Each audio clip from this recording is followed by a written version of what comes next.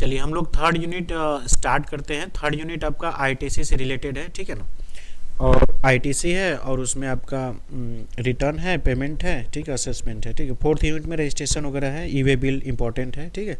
Invoice bill, e-way bill, registration important है। चलिए third unit हम लोग अभी बेसिकली स्टार्ट करते हैं। हालांकि आईटीसी का मैंने शुरू में ही आपको बताया था कि क्या होता है। आईटीसी को बोलते हैं input tax credit. Input tax credit का मतलब क्या होता है कि जब हम जीएसटी पेड कर लिए होते हैं सप्लायर को, जैसे ए ने गुड्स बेचा बी को, ठीक है ना, और इसे टैक्स चार्ज किया 10 रुपये। फिर बी ने गुड्स बेचा सी से, इस पर टैक्स चार्ज किया 12 रुपये, ठीक है ना। सी ने टैक्स बेचा डी को, उस पर टैक्स चार्ज किया 15 रुपये, ठीक है। अब ध्यान रखिएगा कि ये जो 10 रुपये टैक्स इन्होंने ऐड किया था इसमें बी से लेने के बाद, अब बी जब सी को देगा ना तो उसमें 10 रुपये टैक्स का पार्ट नहीं ऐड करेगा, ये बस कॉस्ट ऑफ प्रॉफिट अपना ऐड करेंगे, ठीक है।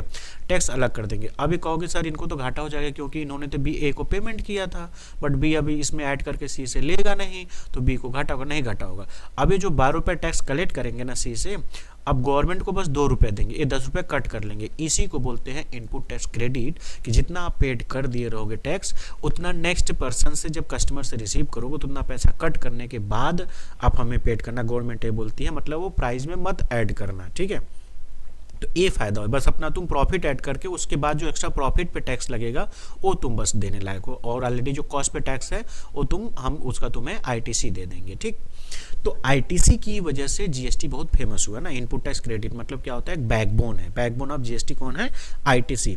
GST paid on the receive of the goods services is called ITC. मतलब जनरली क्या होता है कि जितना गुड्स आप पेड कर चुके हो, है ना, उस पर जीएसटी जितना आप पेड कर चुके हो, जितना आप अगला पर्सन से कलेक्ट करोगे उतना पैसा आपका डिडक्ट हो जाएगा, जिसको हम लोग आईटीसी के नाम से जानते हैं। अब जैसे यहाँ पे कंपैरिजन कर रहा है कि जीएसटी आने से पहले इस तरीके से होता है ना, कॉस्ट कोई 100 रुपये, प्रॉफिट 20 रुपये, है ना, टोटल 120 हो गया, 10% टैक्स लग गया, 12 रुपये, 132 रुपये हो गया। फिर अगला पर्सन क्या किया, 132 रुपये लिया, उसमें अपना कुछ प्रॉफिट ऐड किया 18 रुपये, टोटल हो गया 150 रुपये, उसमें फिर उन्होंने 10% टैक्स लिया 15 रुपये, तो टोटल 165 हो गया। अब यहाँ पे क्या है कि 100 है प्लस प्रॉफिट 20 रुपये और 10% जीएसटी 12 हो गया, ठीक है। अब अगला पर्सन क्या करेगा ना, 132 रुपये में 12 रुपये टैक्स वाला पैसा अलग कर लेगा, फिर 120 में अपना प्रॉफिट ऐड करेगा 18, फिर उस पर 10%, मतलब 18 और 120 कितना हो जाएगा, 138 हो जाएगा, उसका 10% 13.8, है ना। अब 13.8 जो रिसीव किया है ना, अब वो गवर्नमेंट को बस कितना देगा, 1 रुपये 80 पैसा देगा। क्यों? क्योंकि उन्होंने ये 12 रुपये क्या किया है, टैक्स का पार्ट नहीं माना। जब टैक्स का पार्ट नहीं माना, अरे सॉरी, कॉस्ट का पार्ट नहीं माना, तो अब उसको जो कस्टमर से रिसीव हो रहा है तो कहे ना गवर्नमेंट से कि हमने तो टैक्स इसको कॉस्ट में नहीं ऐड किया था, तो मेरा लॉस होगा। तो गवर्नमेंट बोलती ठीक है, उतना पैसा डिडक्ट करने के बाद जो एक्स्ट्रा पैसा बचता है वो हमें पेड करो। तो ये चीज़ है। अब देखिए यहाँ 2 स्टेप होने के बाद 165 हो रहा है, यहाँ 2 स्टेप होने के बाद 151 हो रहा है। तो ये फायदा था, कास्केडिंग इफेक्ट जो था इसको खत्म करने के लिए जीएसटी आया, ठीक है। चलिए अब आगे क्या है, GST is levied only the value addition. मतलब सिंपल सी बात है, जीएसटी बस उतना ही पेड करना है जितना उस पर वैल्यू ऐड होता है। जितना ऑलरेडी पेड कर चुके हो उतने पे जीएसटी दोबारा अब कस्टमर से रिसीव करके आपको हमको देने की जरूरत नहीं है। कस्टमर से जो रिसीव करोगे, जितना आपने एक्स्ट्रा पैसा सप्लायर को पेड कर रखा था, आपने उसको कॉस्ट का पार्ट नहीं माना था, उसको अपना डिडक्ट कर लेना, ठीक है। तो यही है ना, टैक्स ऑन टैक्स पे जो टैक्स लगता है, मतलब टैक्स ऑन टैक्स को हम लोग कास्केडिंग इफेक्ट बोलते हैं, तो जो कि इसमें खत्म हो गया, ठीक है ना। अल्टीमेटली जो कंज्यूमर होता है उसके ऊपर लास्ट बर्डन जाएगा, उसको आईटीसी नहीं मिलेगा, ठीक है। आईटीसी किसको मिलेगा, जो कंज्यूमर और सप्लायर के बीच में होते हैं उसको आईटीसी मिलेगा, और किसी को नहीं मिलेगा, ठीक है ना। ये चीज़ें आपको ध्यान रखिएगा। Nature of supply, eligibility of ITC. अब कह रहा है कि आईटीसी लेने के लिए कौन कौन, मतलब सिंपल सी बात है, किसको आईटीसी मिलेगा, इनपुट टैक्स क्रेडिट किसको मिलेगा, ठीक है ना। ये चीज़ें आपको ध्यान रखना है कि nature of supply of eligibility, nature of supply और availability of ITC. Taxable supply पे मिलेगा, मतलब जिस पे टैक्स लगता है वह सप्लाई किए हो, वह गुड्स बेचे हो, तो उस पे आईटीसी मिलेगा। एग्जेम्प्टेड सप्लाई पे नहीं मिलेगा, है ना। नॉन टैक्सेबल सप्लाई, अब कहोगे सर एग्जेम्प्टेड और नॉन टैक्सेबल में डिफरेंस क्या है। एग्जेम्प्टेड मतलब ये होता है कि जो जीएसटी के दायरे से बाहर हो गया। नॉन टैक्सेबल जो अभी नहीं टैक्स चार्ज किया गया है, लेकिन हो सकता है बाद में कभी चार्ज किया जाए, जैसे जीरो रेट वाला। तो जीरो रेट वाले पे भी क्या होता है कि टैक्स जीरो रेटेड पे आईटीसी मिलेगा। सिंपल सी बात है, जीरो है तो जीरो ही मिलेगा, ठीक है। अब यहाँ पे कुछ कंडीशन बता रहा है कि क्या क्या चीज़ें हैं, किसको किसको मिलेगा, है ना। तो सिंपल सी बात है, जो रजिस्टर्ड पर्सन होंगे उन्हें मिलेगा। इनपुट सर्विस वाले को मिलेगा, जो डिस्ट्रीब्यूटर होते हैं, है ना। फिर manner of utilisation of ITC, tax on reverse charge qualified. अब यहाँ पे अलग अलग फॉर्म बता रहा है कि कौन से क्रेडिट लेजर फॉर्म होते हैं अकाउंट में, किस तरीके से आपका अकाउंट लेजर क्रेडिट होता है, ये सारी चीज़ें हैं कि पहले तो रजिस्टर्ड पर्सन होना चाहिए, ठीक है। फिर उसके बाद जो सर्विसेज है वो बिजनेस पर्पज से होना चाहिए, ठीक। और यूटिलाइजेशन के जो रूल्स रेगुलेशन है उसको, सॉरी आईटीसी का जो रूल्स रेगुलेशन है उसको फॉलो करना चाहिए, ठीक है। और टैक्स रिवर्स चार्ज मैकेनिज्म होगा तो उसके हिसाब से होगा, और अगर आरसीएम होगा तो उसके हिसाब से होगा, एफसीएम होगा तो एफसीएम के हिसाब से होगा, ठीक है। और उसके बाद जो इलेक्ट्रॉनिक क्रेडिट लेजर में होगा, आपको कैश नहीं मिलेगा, ध्यान रखिएगा आईटीसी ने कि आपके पैसा मिल गया, जैसे वॉलेट में पड़ा नहीं रहता उसी तरीके से आपका रहेगा कि क्रेडिट वाउचर है, आप जब उसको सोल्ड करोगे तो उतना आप उसको यूज कर लोगे, ठीक है। अब document required to claim ITC करा, ऐसे कौन कौन से डॉक्यूमेंट है जो क्लेम करेंगे आईटीसी के लिए, तो इनवॉइस हो जाएगा, है ना, जो भी आपने सप्लाई किया उसका जो इनवॉइस होता है ना, इनवॉइस रिसीव बाय रिसिपिएंट, है ना, लाइबिलिटी। अगर आरसीएम के केस में रिसिपिएंट का जो इनवॉइस होता है ना, सप्लायर के केस में मतलब फॉरवर्ड, एफसीएम के केस में सप्लायर का इनवॉइस, और रिवर्स चार्ज के केस में रिसिपिएंट। सर कैसे, जैसे हमने आपको गुड्स बेचा, कहोगे सर आप टैक्स मत चार्ज करिएगा, हम आपको एक वाउचर देंगे, क्योंकि आप टैक्स नहीं चार्ज कर रहे हो, तो बट आपको तो दिखाना पड़ेगा ना कि हमने गुड्स आपको सप्लाई किया, तो उसका टैक्स गवर्नमेंट, तो गवर्नमेंट को आप कहोगे कि ऑलरेडी पूरा पेड करेगा, जो दो पार्ट में हम आधा पेड करते तो कुछ वो पेड करता था, तो पूरा वही पेड करेंगे, ठीक है। तो रिसिपिएंट का जो वाउचर होगा, डेबिट नोट, क्रेडिट नोट, ये सारी चीजें आपका क्या होते हैं, होना चाहिए डॉक्यूमेंट, तब जाके आपको गुड्स पे क्या मिलेगा, आईटीसी मिलेगा, ठीक है। बिल ऑफ एंट्री, ये सारी चीजें हैं कि ये सब चीज़ें हैं जो invoice issue by input service distribution, मतलब ये चीज़ें ऐसी है जिसके बेसिस पे आपको इनवॉइस पे जिसके बेसिस पे आपको आईटीसी मिलेगा। अब कह रहा है नॉट एलिजिबल, ऐसे कौन लोग हैं जो लगेगा कि इन्हें आईटीसी मिलना चाहिए बट उनको नहीं मिलता है, तो person who are not registered under the GST, कह रहा है कि जो जीएसटी के अंदर रजिस्टर्ड नहीं है उन्हें आईटीसी नहीं मिलेगा। Person who are registered under composition, मतलब जो कंपोजिशन स्कीम में है, जो कि अभी 1.5 करोड़ है उसका लिमिट। अगर कंपोजिशन स्कीम का मतलब ये होता है कि वह स्कीम, जैसे जनरली अभी आगे हम लोग पढ़ेंगे तो होता है ना कि 40 लाख, 20 लाख, 10 लाख अलग अलग स्टेट के हिसाब से डिसाइड किया गया है, गुड्स होगा तो क्या होगा, सर्विस होगा तो क्या होगा। तो अब कंपोजिशन स्कीम में होता है कि लमसम उनको 0.5% या 1% के हिसाब से टैक्स देना होता है ना। जैसे समझ करिए कि जो कबाड़ी वगैरह वाले हो तो वो इस स्कीम को उठाते हैं कि अगर आप नॉर्मल रिटर्न से बचने के लिए कि 1 साल में बस एक बार रिटर्न फाइल करना होगा, अगर नॉर्मल रजिस्ट्रेशन कराओगे तो आपको मंथली या क्वार्टरली फाइल करना पड़ेगा, उनसे बचने के लिए लमसम एक टैक्स दे के निकल जाओगे। तो कंपोजिशन स्कीम वाले में जो लमसम टैक्स पेड करते हैं वहाँ पे क्या होता है कि आईटीसी का बेनिफिट उन्हें नहीं मिलता है, ये चीज़ें ध्यान रखना है। Person dealing exclusively in non, है ना, जो नॉन टैक्सेबल सप्लाई करते हैं या एग्जेम्प्टेड सप्लाई करते हैं उनको भी आईटीसी का बेनिफिट नहीं मिलेगा, ठीक है ना। अब जीएसटी का रजिस्ट्रेशन अलग अलग टाइप, अभी रजिस्ट्रेशन वाला चैप्टर जो 4th पढ़ेंगे तो वहाँ पे पढ़ेंगे कि रजिस्ट्रेशन क्या होते हैं, ठीक है ना। कंपोजिशन स्कीम में क्या रजिस्ट्रेशन होता है, नॉर्मल रजिस्ट्रेशन वाला 4th यूनिट में पढ़ाया जाएगा। अब कह रहा है कि मैक्सिमम टाइम पीरियड की आईटीसी क्लेम करने का जो मैक्सिमम टाइम पीरियड होगा, क्योंकि हम कब आईटीसी क्लेम कर देंगे तो मिलेगा। A registered person shall be entitle to tax ITC in respect of any invoice or debit note or any other prescribed for the document of any time by, वहाँ पे डेबिट क्रेडिट नोट था तो मैंने ज़्यादा detail नहीं बताया क्योंकि 4th unit में है, ठीक है ना। Later than the following date of, मतलब यहाँ पे बता रहा है कि अगर इन डेट से पहले जो डेट आ जाएगा, है ना, मतलब 2 डेट दे रहा है, उन डेट से जो पहले आएगा उन डेट को हम लोग क्या करेंगे, कंसीडर करेंगे आईटीसी क्लेम करने के लिए, ठीक है ना। तो ये चीज़ें आपको ध्यान रखिएगा। पहले तो बताया कि अगर रजिस्टर्ड पर्सन है तो अब आप क्या करोगे, जो इनवॉइस या डेबिट नोट आपने इशू किया है वह होगा, या फिर अदर प्रेस्क्राइब डॉक्यूमेंट जो आपने उस समय दिया था, otherwise not later than following, मतलब यहाँ पे बता रहा है इस डेट के बाद आपको नहीं मिलेगा आईटीसी का बेनिफिट, ठीक है। कौन कौन, अगर जैसे होता है ना हमारा फाइनेंशियल ईयर 1 अप्रैल 2024 से हमने स्टार्ट किया तो क्लोज कब होगा, 31 मार्च 2025 क्लोज होगा। तो 31 मार्च 2025 क्लोज होने के बाद जो अगला 30 नवंबर आएगा उसके पहले आपको आईटीसी क्लेम कर देना होगा ना, मतलब 30 November of the following end of the financial year. Financial year जब खत्म होगा उसके 30 नवंबर, मतलब आपका फाइनेंशियल ईयर खत्म होता है 31 मार्च 2025, तो अप्रैल, मई, जून, जुलाई, अगस्त, सितंबर, अक्टूबर, नवंबर है ना, मतलब एक तरीके से आपको 8 महीने का टाइम मिलेगा कंसीडर मतलब कि क्लेम करने के लिए, ठीक है। या फिर before filing the annual return, annual return 31 दिसंबर को फाइल होता है, या 30 नवंबर से पहले या 31 दिसंबर से पहले आपको आईटीसी का क्लेम कर देना चाहिए, ठीक है ना। तो ये चीज़ें आपको ध्यान में रखना है, ठीक। चलिए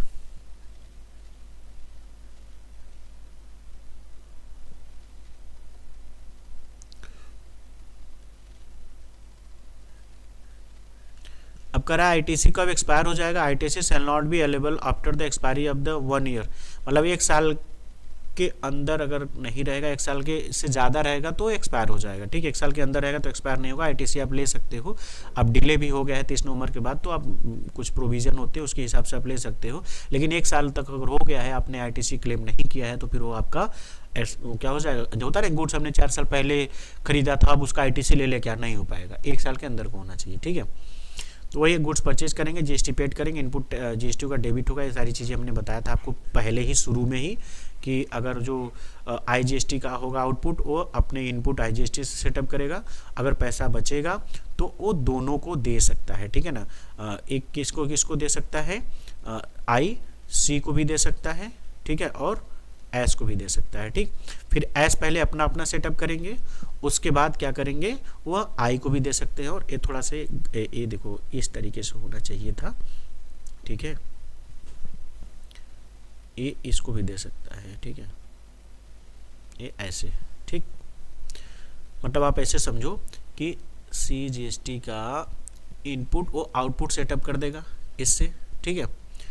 मतलब इसका जो आउटपुट है पहले वो किससे किससे, पहले तो अपना खुद से लेगा, जब इसका बचेगा तो इसको किसको दे सकता है, सी को और एस दोनों, मतलब सी और एस दोनों को दे सकता है, ठीक है। आई का बचेगा तो सी और एस दोनों को दे सकता है, लेकिन एस बस अपने को देगा या तो आई को देगा, उसी तरीके से सी अपने को देगा या तो आई को देगा, सी कभी भी एस को नहीं देगा और एस कभी भी सी को नहीं देगा, ये चीज़ें ध्यान में रखना है आपको, ठीक। वही चीज़ें यहाँ पे फिर से एग्जाम्पल है, पहले यूनिट में ही मैंने आपको यहाँ पे बता दिया था, ठीक।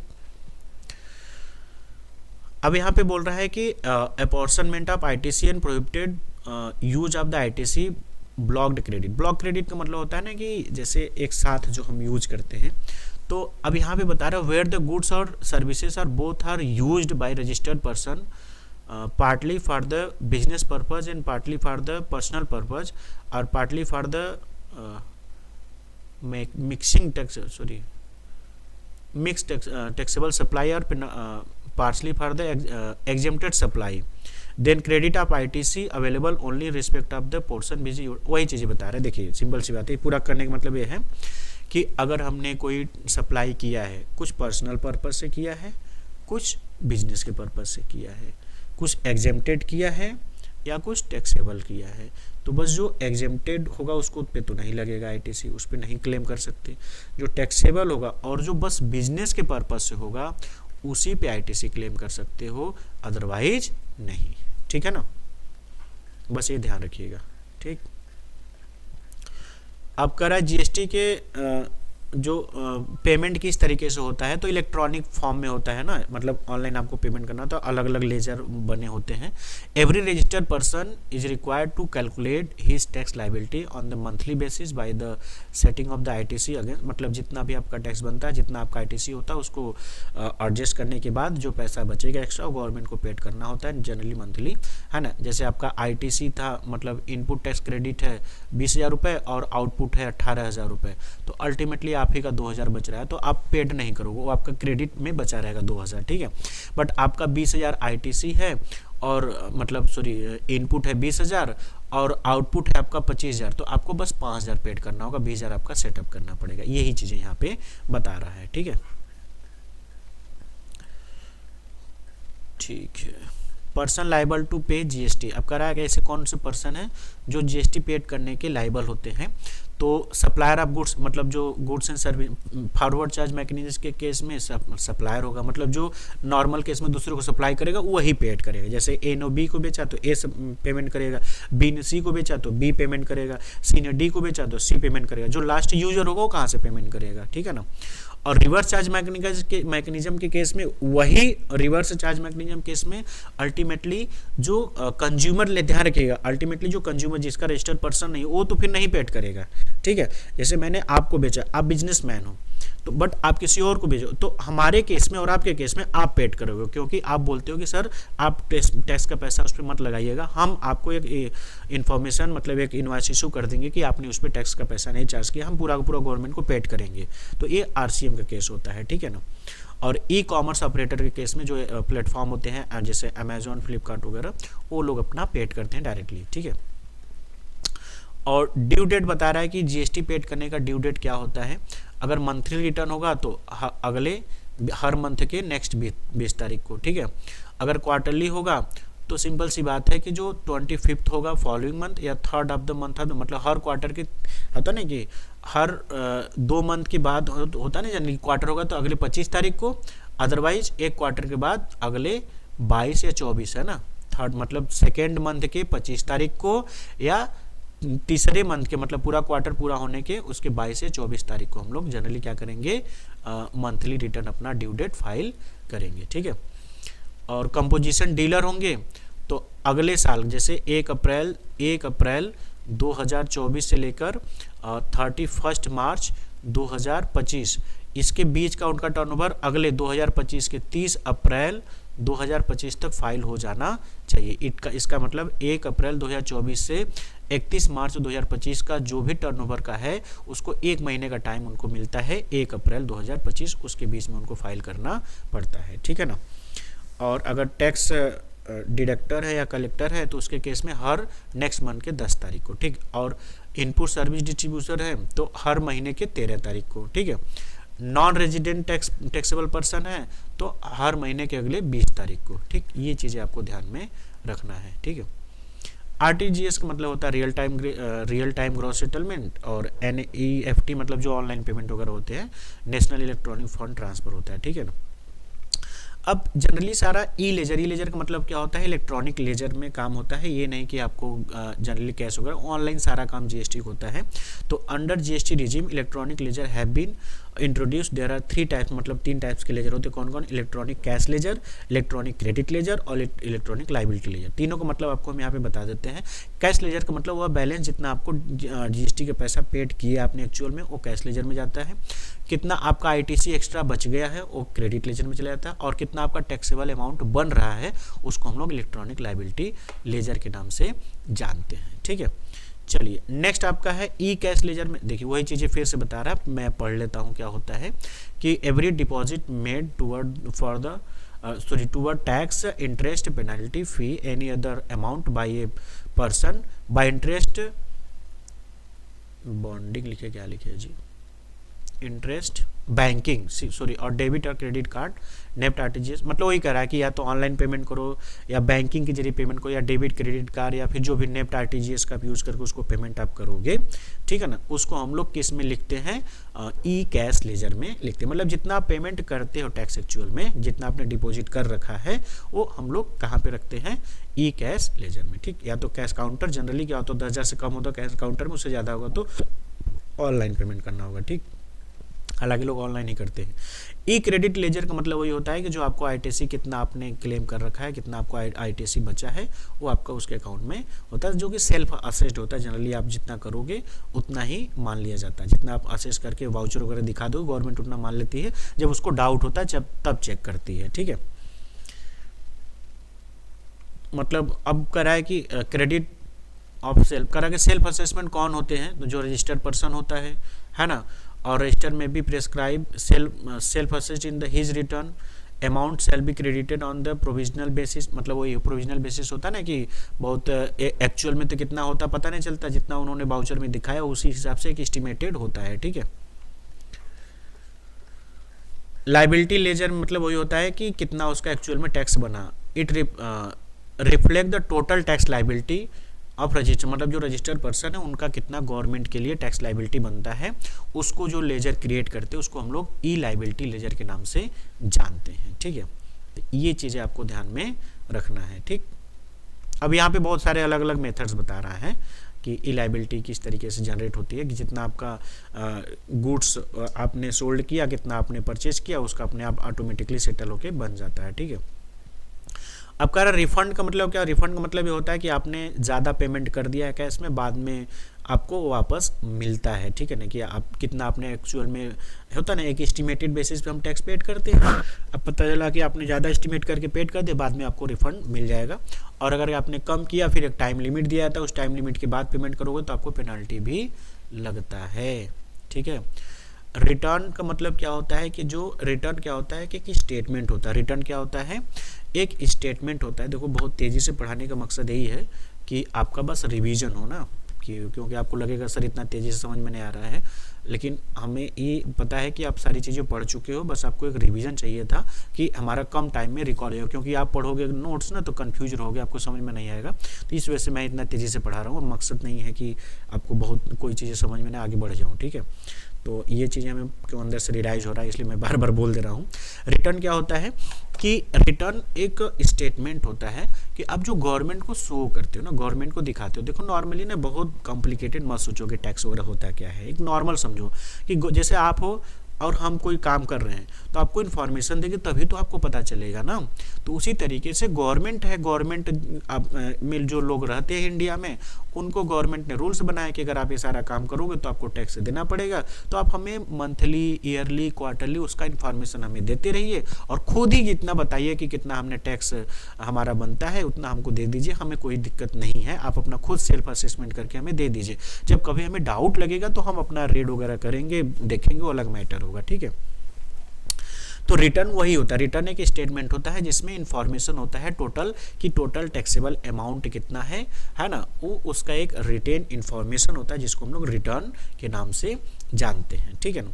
अब जीएसटी में अलग अलग रिटर्न फाइल करना होता है, जो कि आगे हम लोग पढ़ेंगे। अब रिटर्न आप फाइल करते हो तो आईटीसी का भी बेनिफिट आपको मिलता है। अगर रिटर्न आप फाइल नहीं करोगे तो आईटीसी का बेनिफिट आपको नहीं मिलेगा। ठीक है ना।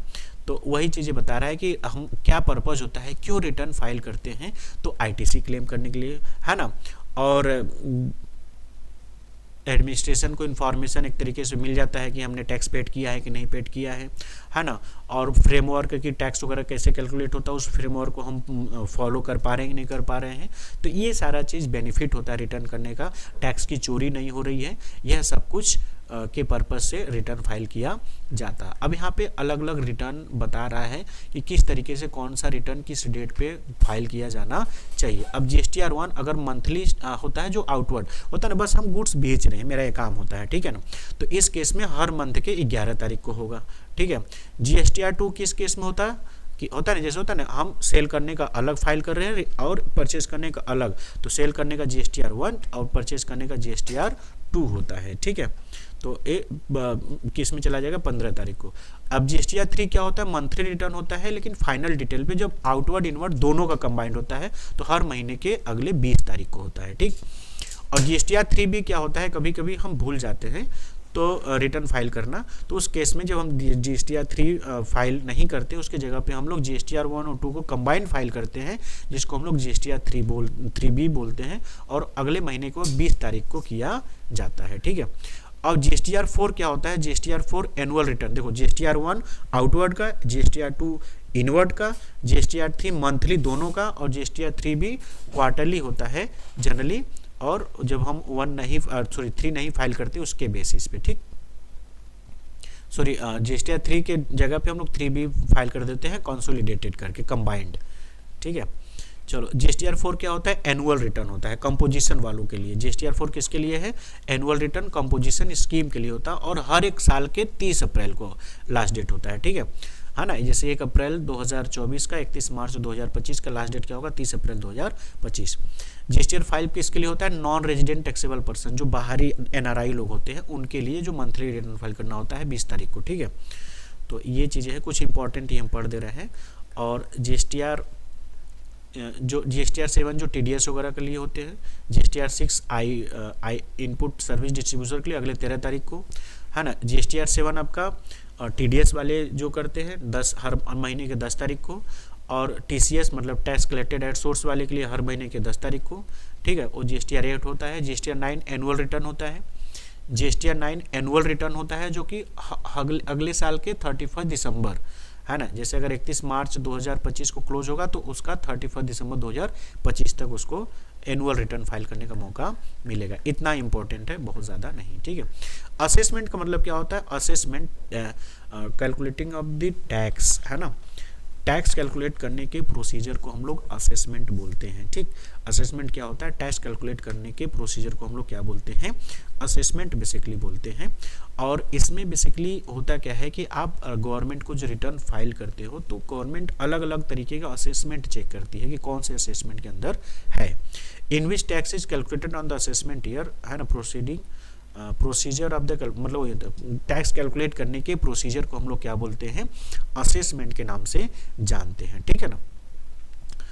और जो असेसिंग ऑफिसर टैक्स कैलकुलेट करता है उसको असेसमेंट बोलते हैं, जिस ईयर में करता है उसको असेसमेंट ईयर बोलते हैं, ठीक है। तो यही है करा कि असेसमेंट करने की क्या ज़रूरत है? तो असेसमेंट करने की इसलिए ज़रूरत होता है कि एक्चुअल में हमारी टैक्स लाइबिलिटी कितनी बनेगी, वेरीफाई करेक्टनेस है कि नहीं है, ये सारी चीज़ों के लिए हम लोग को असेसमेंट करना ज़रूरी होता है। फ्रॉड वगैरह से बचने के लिए, एरर वगैरह ना हो, इसके लिए हमको असेसमेंट करना पड़ता है, ठीक है ना। तो अब बैलेंसिंग में गवर्नमेंट में GST ऑफिसर करेगा, है ना, और सेल्फ असेसमेंट में पर्सन करेंगे, ठीक। टाइप ऑफ असेसमेंट में जैसे सेल्फ असेसमेंट हो गया, प्रोविजनल असेसमेंट हो गया, स्क्रूटनी असेसमेंट हो गया, बेस्ट जजमेंट हो गया, समरी असेसमेंट हो गया। ये पांचों पहले नाम लिख लीजिएगा कि इन पांचों का मतलब अब आगे बताएंगे, ठीक है ना, कि सेल्फ असेसमेंट क्या होता है, प्रोविजनल असेसमेंट क्या होता है, स्क्रूटनी क्या होता है, बेस्ट जजमेंट क्या होता है। सेल्फ असेसमेंट मतलब जब आप खुद से अपना असेसमेंट करते हो, गवर्नमेंट उसमें इंटरफेयर नहीं करने आती है, उसको हम लोग बोलेंगे सेल्फ असेसमेंट, ठीक है। प्रोविजनल का क्या होता है कि ए टैक्स पेयर में रिक्वेस्ट, मतलब जहाँ पे ऑफिसर, मतलब सॉरी, जो टैक्स पेयर है उसको समझ में नहीं आ रहा कैसे करना चाहिए, तो एक फॉर्म होता है, उसको आप अप्लाई करोगे और ऑफिसर को बोलोगे कि हमारा टैक्स कैलकुलेट कर दो कितना कैसे एक्चुअल में है। तो आप एक होता है रिक्वेस्ट फाइल करते हो ऑफिसर से कि हमारा टैक्स कैलकुलेट करके बताओ कितना है कैसे, उसका मतलब असेसमेंट कर दो, तो उसको बोलेंगे प्रोविजनल असेसमेंट, ठीक है। फिर स्क्रूटनी असेसमेंट का मतलब क्या होता है? स्क्रूटनी असेसमेंट में क्या होता है कि जहाँ पे गवर्नमेंट क्या करती है कि खुद एक्शन लेती है ना, चेक करती है कि रिटर्न होता है ना कि अलग अलग, देखो बहुत है ना, जैसे गवर्नमेंट है, फिर स्टेट है, फिर स्टेट के अंदर मंडल है, फिर डिस्ट्रिक्ट है, ऐसे ऐसे अलग अलग हायरार्की बना दिया है तो ऑफिसर के द्वारा, ठीक है। फिर ऑफिसर देखते हैं कि इस एरिया में इतने सारे टर्नओवर हो रहे हैं, कौन कर रहा है नहीं कर रहा है, तो जितने सारे रजिस्टर्ड पर्सन होते हैं उनका देखता है कि टर्नओवर क्या है, वो परचेज कर रहे हैं, सेल कर रहे हैं, फिर उनको लगता है इनको तो रिटर्न फाइल करना चाहिए, इनका टैक्स बनता है, ये नहीं दे रहे हैं, ठीक है।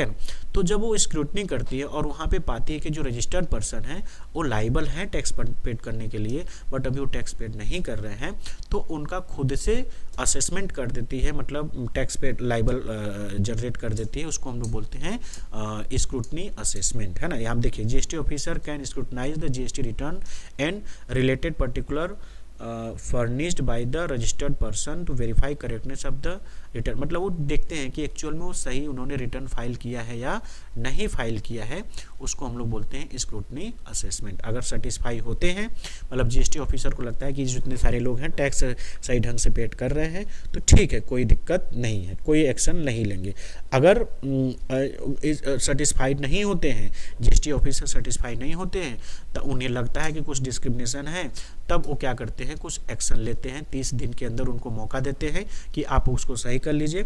उसके बाद भी अगर वो नहीं सही करते हैं तब वो एक्शन लेते हैं, कंडक्ट द टैक्स, मतलब वो क्या करेंगे, ऑडिट कंडक्ट करेंगे और उसमें चेक करेंगे, ठीक है, और जितने सारे वाउचर हो गए ना सबको इंस्पेक्ट करेंगे, समझ में आएगी नहीं, फिर वो स्पेशल ऑडिट स्टार्ट करेंगे, फिर जितना आपका टैक्स बनेगा आपको देना पड़ेगा, ठीक। तो अभी तक आपने क्या पढ़ा? सेल्फ असेसमेंट, खुद से असेसमेंट करना होता है। प्रोविजनल आप रिक्वेस्ट करते हो गवर्नमेंट से कि जो GST ऑफिसर है कि हमारा टैक्स कैलकुलेट कर दो, हमें समझ में नहीं आता है। स्क्रूटनी में गवर्नमेंट चेक करती है कि जितने लोग ने रजिस्ट्रेशन करके असेसमेंट किया है, टैक्स कैलकुलेट किया है, वो सही है कि नहीं है। अगर सही होता है तो कोई एक्शन नहीं लेते हैं, सही नहीं होता है तो फिर एक्शन लेते हैं, 30 दिन का टाइम देते हैं, उसमें भी नहीं सही करते हैं, फिर आगे एक्शन लेते हैं, उनके लिए ऑडिट वगैरह सब कुछ बैठा दिया जाता है। अगर जितना एक्स्ट्रा पैसा बनता है फिर उन्हें एक्स्ट्रा टैक्स देना पड़ सकता है, ठीक है। नेक्स्ट है आपका बेस्ड जजमेंट असेसमेंट। क्या होता है based judgement assessment? Registered person who fail to the file, मतलब इसमें क्या होता है कि जहाँ पे रजिस्टर्ड पर्सन रिटर्न मतलब सॉरी असेसमेंट नहीं कर पा रहा, फेल हो जा रहा है, ठीक है ना। तो या तो अनरजिस्टर्ड पर्सन के केस में होगा, या रजिस्टर्ड पर्सन फेल हो जा रहा है और रजिस्टर्ड पर्सन है, तो उस केस में बेस्ट जजमेंट होता है कि नॉन फाइलर, मतलब दोनों के केस में कि आपने रजिस्ट्रेशन कराया है और असेसमेंट नहीं कर पाए, और आपका रजिस्ट्रेशन ही नहीं है तो असेसमेंट कहाँ से होगा? तो दोनों के केस में क्या होगा? रजिस्ट्रेशन मतलब असेसमेंट नहीं हुआ। तो if a tax payers fail to the furnish the return even after the notice, मतलब उनको नोटिस दिया गया तो उसके बाद भी उन्होंने रिटर्न को फाइल नहीं किया। असेसमेंट मतलब रिटर्न फाइल कब करोगे? जब आप असेसमेंट करोगे, टैक्स कैलकुलेट करोगे, तभी रिटर्न फाइल करोगे। तो उस केस में गवर्नमेंट क्या करती है कि जितना आपका एक्चुअल में आपका लाइबिलिटी बनता है, गवर्नमेंट उसके बेसिस पे आपका टैक्स चार्ज करती है, जिसको हम लोग मतलब होता है रजिस्टर्ड पर्सन के केस में कि क्योंकि आपका रजिस्ट्रेशन है। तो देखिए ध्यान से, if a tax payer fail to the furnish the return even after the notice given, the GST officer may access the tax liability of the tax payer to based on the his जज, मतलब उसे जितना लगेगा कि इसका tax बनता है उतना वो टैक्स चार्ज करेगा, ठीक। और अनरजिस्टर्ड पर्सन के केस में क्या होगा? If any tax payer fails to the obtain the, मतलब रजिस्ट्रेशन नहीं लिया था, मतलब वो रजिस्ट्रेशन कराने के लायक था, उसका अमाउंट जो टर्नओवर लिमिट था वो क्रॉस कर गया था, उसके बाद भी वो टैक्स रजिस्ट्रेशन नहीं कराया था, तो वो क्या करेगा? उसका रजिस्ट्रेशन करने के लिए एलिजिबल, मतलब होता है ना रजिस्ट्रेशन करने के लिए बोलेगा, उसको रजिस्ट्रेशन कराना पड़ेगा, फिर उसके बाद जितना उसका टैक्स बनता है उसको से टैक्स चार्ज करेगा, ठीक। तो ये चीज़ें था। समरी असेसमेंट का मतलब क्या होता है?